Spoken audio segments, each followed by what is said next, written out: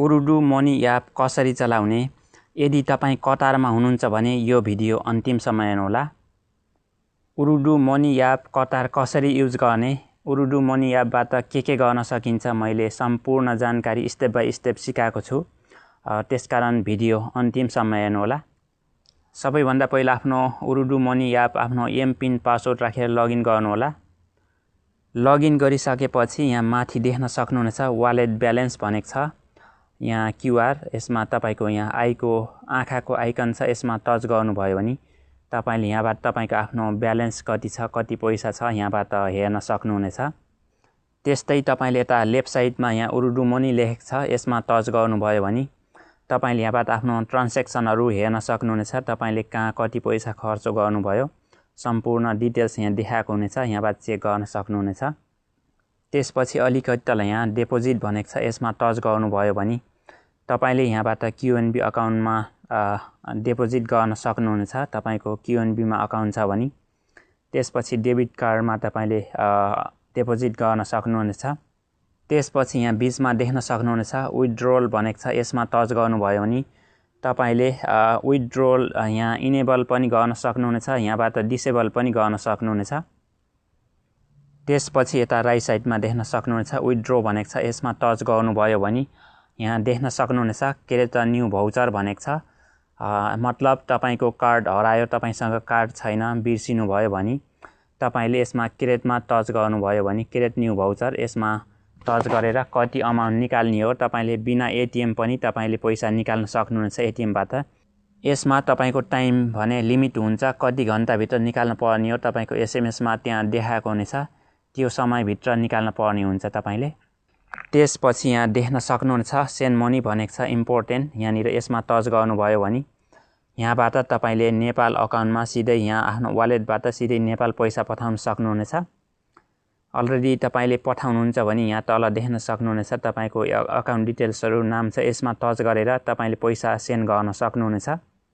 यदि तपाईले नयाँ अकाउन्ट नयाँ नाममा पठाउने हो भने तपाईले यहाँ देख्न सक्नुहुनेछ plus odd a new recipient भनेको छ, यसमा टच गरेर तपाईले आफ्नो नयाँ नाम सेट गर्न सक्नुहुनेछ यहाँबाट।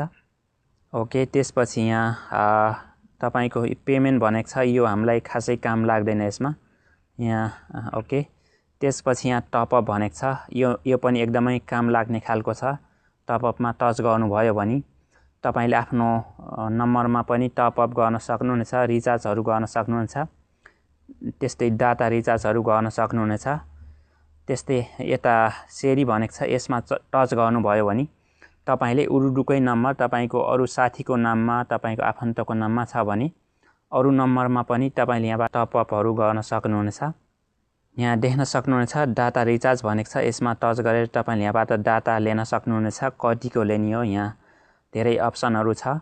ओके, त्यसपछि यता राइटमा देख्न सक्नुहुनेछ हाला टपअप भनेको छ, यसमा टच गरेर तपाईले आफ्नो रिचार्जहरू गर्न सक्नुहुन्छ। यहाँ देख्न सक्नुहुनेछ अड एनी अमाउन्ट भनेको छ, यहाँ कति रिचार्ज गर्ने हो तपाईले यहाँ राख्नु होला अमाउन्ट। त्यसपछि यहाँ क्युआर लेखेको छ, यसमा टच गरेर तपाईले रिचार्ज गर्न सक्नुहुनेछ। तपाईले 10 रियाल भन्दा माथि मात्र रिचार्ज गर्न सक्नुहुनेछ। त्यसपछि यता राइट साइडमा देख्न सक्नुहुनेछ दिवाली इन्टरनेसनल कार्डहरू लिन सक्नुहुनेछ, रोमिङहरू। त्यसपछि यहाँ pay salary, gift voucher, travel भनेको छ, त्यस्तै इन्टरनेसनल पेमेन्ट, सेभ मोर, यिनीहरू हामीलाई त्यति काम लाग्दैन। हामीलाई काम लाग्ने भनेको अर्को यहाँ छ इन्टरनेसनल टपअप, यसमा टच गर्नुभयो भने तपाईले आफ्नो नेपालको नम्बर वा कुनै पनि कन्ट्रीको नम्बर यहाँ नेपाल सेलेक्ट गर्नु होला र त्यसपछि यहाँ नेपालको नम्बरमा तपाईले रिचार्ज गर्न सक्नुहुनेछ यहाँबाट नम्बर राखेर। ओके, त्यसपछि यहाँ तल लास्टमा देख्न सक्नुहुनेछ बेलको आइकन, यसमा टच गर्नुभयो भने तपाईको यहाँ नोटिफिकेसनहरू देखाएको हुनेछ। तपाईले पैसाहरू पठाउनु भएको थियो भने यहाँ कलेक्टेड भनेर आएको हुनेछ यहाँनिर। त्यसपछि यहाँ तल राइट साइडमा तीनवटा ढर्कामा टच गर्नुभयो भने टपमा देख्न सक्नुहुनेछ भ्यू प्रोफाइल भनेको छ, यसमा टच गरेर तपाईको सम्पूर्ण डिटेल्सहरू हेर्न सक्नुहुनेछ। त्यसपछि अलिकति तल यहाँ सेटिङ भनेको छ, यसमा टच गर्नुभयो भने तपाईले यहाँ चेन्ज एमपिन भनेको छ, तपाईले एमपिन चेन्ज गर्न सक्नुहुनेछ यहाँबाट। त्यसपछि अलिकति तल चेन्ज ल्याङ्ग्वेज भनेको छ, यसमा टच गरेर तपाईले भाषा पनि चेन्ज गर्न सक्नुहुनेछ। तर यहाँ तपाईको इङ्ग्लिस र अरबी मात्र छ, त्यसैले तपाईले इङ्ग्लिस नै गर्नुहोला किनभने हामीले अरबी पढ्न सक्दैनौँ। त्यसपछि अलिकति तल लास्टमा देख्न सक्नुहुन्छ लगआउट भनेको छ, तपाईले यहाँबाट लगआउट गर्न सक्नुहुनेछ तपाईको आफ्नो काम सकिएपछि। यसरी तपाईले आफ्नो उरुडु मनी एप युज गर्न सक्नुहुनेछ। आई होप तपाईले बुझ्नुभयो होला। Thank you.